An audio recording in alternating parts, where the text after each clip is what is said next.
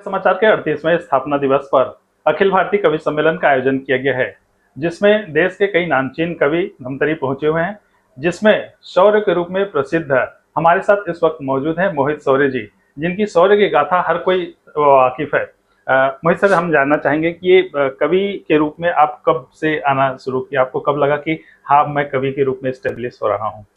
देखिए, कवियों को तो काफ़ी समय से सुन रहे हैं और हम पले बड़े भी ऐसे परिवेश में जहाँ कविताएं, देशभक्ति की गाथाएं, शौर्य गाथाएं हमको सुनाई गई। लेकिन मूल रूप से कविताओं में 2018 से हमने कविता लिखनी शुरू की और उसके बाद धीरे धीरे परमपिता परमेश्वर ने कृपा की कि लोगों तक हमारी बातें, हमारे विचार पहुँचे कविता के माध्यम से। और फिर लोगों ने पसंद करना शुरू किया। फिर देश भर की यात्राएं, प्रदेश भर की यात्राएं शुरू हुई और अब आप आज धमतरी में है। ये हमारे लिए सौभाग्य का विषय है। प्रखर समाचार पत्र के 38वें स्थापना दिवस पर हम इस महोत्सव को मना रहे हैं। ये हमारे लिए भी गौरव का विषय है और पूरे धमतरी वासियों के लिए, पूरे छत्तीसगढ़ के लिए गौरव का विषय है। ये बहुत सारी विधा है, श्रृंगार भी है, ओज भी है, हास्य भी। तो आपने इसको वीर रस को ही चुनने का कोई खास कारण? देखिए, इसके बहुत सारे जवाब हो सकते हैं, लेकिन एक साधारण सा जवाब दूं तो पहली बात तो मैं ये कहूँगा कि जिस परिवेश में हम पले हैं, मैं एक क्षत्रिय परिवार से आता हूँ, तो जिस परिवेश में हमें चले, हमें बचपन में लोरियों में हल्दी घाटी सुनाई गई, महाराणा प्रताप की शौर्य गाथाएं हमें सुनाई गई।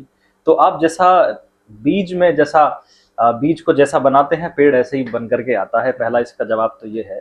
और दूसरा ये है कि मेरा मानना है कि जवानी की जिस उम्र में हम हैं, हमारी जिम्मेदारी है कि हम युवाओं को एक ऐसी बात कहें जो देश के काम आ सके, जो राष्ट्र के काम आ सके। बाकी चीजें करने के लिए शायद अभी बहुत उम्र पड़ी है। अगर जवानी में भी हम जोश की बातें नहीं करेंगे तो कब करेंगे, आप बताइए। तो इसलिए हमने देशभक्ति को चुना।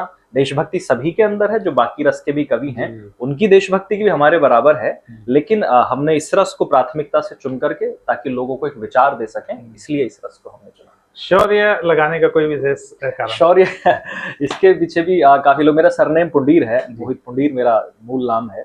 शौर्य लगाने का ये है कि एक दिन मन में ख्याल आया कि कुछ ऐसा, क्योंकि हमारे मंचों पे बहुत सारे ऐसे कवि हैं जो नाम, जिनके आप देखेंगे कि पीछे कुछ ना कुछ लगा रहता है। तो हमने सोचा कि ऐसा क्या लगाएं कि लगे कि हाँ, कि हम वीर रस के कवि हैं। और किसी ने कहा कि कुछ ऐसा नाम लगाओ जिसमें कोई डेढ़ है कि मात्रा वो ना आए, कोई अक्षर ऐसा ना आए। तो फिर ये मोहित शौर्य लगाया गया।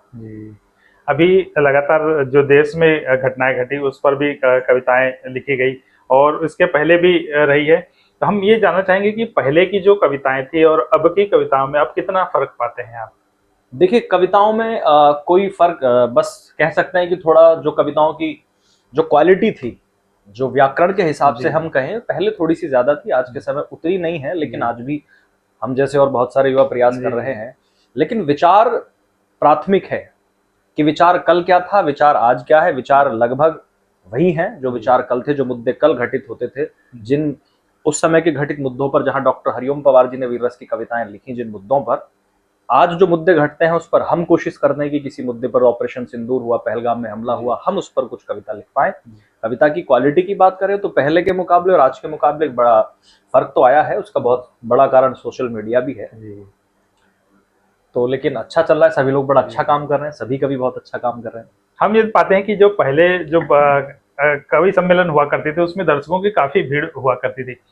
क्या कारण है कि कवि सम्मेलन से दर्शकों की संख्या थोड़ी कम होती जा रही है? देखिए, उसका स्पष्ट सा कारण है, सभी को पता है। पहले सोशल एंटरटेनमेंट के बहुत सारे सोर्स आपके पास नहीं थे। इंतजार रहता था कि कब मेला लगेगा, कब दशहरा होगा, कब रामलीला होगी, कब कवि सम्मेलन होगा, तो कुछ एंटरटेनमेंट हमको मिलेगा। आज आपके बेड पर है, एसी ऑन कीजिए, बेड पे लेटिए, पूरा कवि सम्मेलन मोबाइल पे सुन लीजिए। तो सोशल मीडिया जब से आया है, मोबाइल आपके हाथ में जब से आया है, तो लोगों ने ये देखा कि भाई वहां रात को जाएंगे, बैठेंगे, तो एक इजीनेस उन्होंने चुन ली कि हम मोबाइल पर देख लेंगे। तो सोशल मीडिया एक बहुत बड़ा कारण है। कविता में कोई कमी नहीं आई है, कवि सम्मेलनों में कोई कमी नहीं आई है। श्रोताओं में कमी इसलिए आई है कि जो श्रोता आज भी एक्टिव है, वो जाते हैं, सुनते हैं।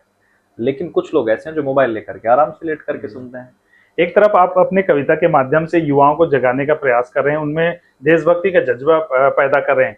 वहीं दूसरी तरफ युवा वर्ग जो है नशे की ओर जा रहा है, तो उनके लिए क्या आप कहना चाहेंगे? मेरी बहुत सारी कविताएं नशे के खिलाफ हैं। अगर मुझसे कोई पूछे कि आप वीर रस के कवि इसलिए बने कि पाकिस्तान को गालियां दे, तो बिल्कुल गलत। कोई पूछे वीर रस के कवि इसलिए बने कि हिंदू मुस्लिम की बात कर सके, बिल्कुल गलत।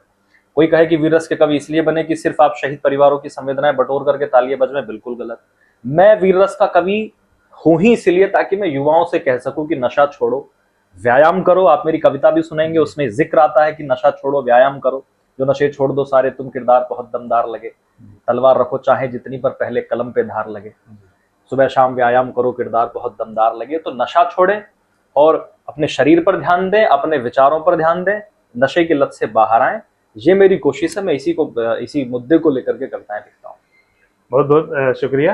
ये थे हमारे साथ मोहित शौर्य जी, जिन्होंने बताया कि किस प्रकार से उनका इस फील्ड में आना हुआ और क्यों उन्होंने शौर्य की यानी वीर रस को ही चुना और युवाओं को वो अपने कविता के माध्यम से क्या संदेश देना चाहते हैं। प्रखर टीवी के लिए अपने सहयोगी आशीष बंगानी के साथ मैं भूपेंद्र साहू।